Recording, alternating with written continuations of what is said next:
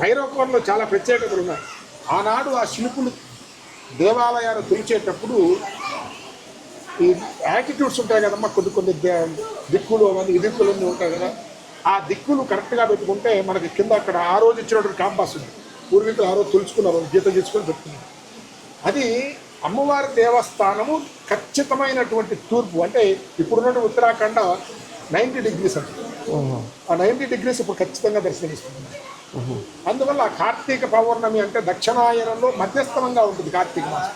అంటే ఎందుకు అంటే మనకు జూలై 17వ తారీఖున దక్షిణాయనం మొదలవుతుంది. తర్వాత జనవరి 14వ తారీఖు 15వ తారీఖున దక్షిణాయనం పూర్తి ఉత్తరాయణం వస్తుంది. అంటే మధ్యస్థంగా ఉంటుందన్నమాట కార్తీక మాసం. ఆ కార్తీక మాసం మధ్యస్థ సమయాన్నే మధ్య సమయము నిక్కచ్చ తూర్పు అని పేరు. అంటే చంద్రుడు ఆ యొక్క బింబము ఎప్పుడైతే ఖచ్చితమైనటువంటి తూర్పులో ఉంటుందో ఆ చంద్ర బింబము అమ్మవారి మీద ప్రసరిస్తుంది. అది ఎలా అంటే వాళ్ళు అనుగుణంగా జలపాతం ఉందమ్మా, సోనమాస అనేటువంటి జలపాతం ఉంది కదా, ఆ జలపాతము ప్రవహించేటువంటి తీరిలో ఆ అమ్మవారి ముందర ఉండేటువంటి గుండము అది చూసి ఆ గుండములో కార్తీక మాసం అంటే వర్షము ఎప్పుడు నీరు ఉంటుంది. ఆ నీరు ఎప్పుడైతే అలా ఉంటుందో దాని యొక్క చంద్రబింబము ఆ భైరవ క్షేత్రపాలకు భైరవుడు శిఖరం పైకి వచ్చిన తర్వాత అంటే సుమారు రాత్రి 7 గంటల ప్రాంతం చంద్రబింబము నీటిలో పడితే నీటిలో ఉన్నటువంటి ఆ చంద్రబింబము దాని ప్రతిబింబంగా అమ్మవారి దగ్గర అంటే మనకు తూర్పు అదేటువంటిది.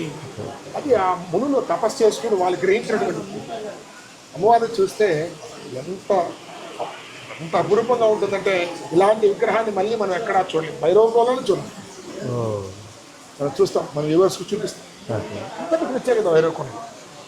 అలాగే క్షేత్రపాలకుడు కాలభైరవ స్వామి. ఇక్కడ ఉన్నటువంటి ప్రత్యేకత ఏంటి, మనం ఎవరి మీదకైనా మనం ఏదైనా చెప్పాలన్నా పోరాడాలన్నా మనకు శక్తి కావాలి కదా. శక్తి అంటే అమ్మవారు కదా, స్వామి కదా. మరి భైరవుడు ఏమన్నా అంటే వీళ్ళిద్దరికి శక్తి ఎంతైతే ఉంటుందో ఆ అంత శక్తిని భైరవుడికి అప్పచెప్పారట.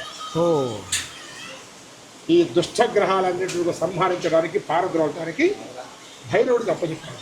వాళ్ళలో కాల కపాల ఉన్మత్త రురూక అసితాంగ క్రోధన సంహార ఉగ్ర రౌద్ర భైరవుడు 8 భైరవుడు, అష్టభైరవుడు అని చెప్పి. దాంట్లో కాలభైరవ స్వామి మరి చిన్న పిల్లవాడిలాగా ఉంటాడు.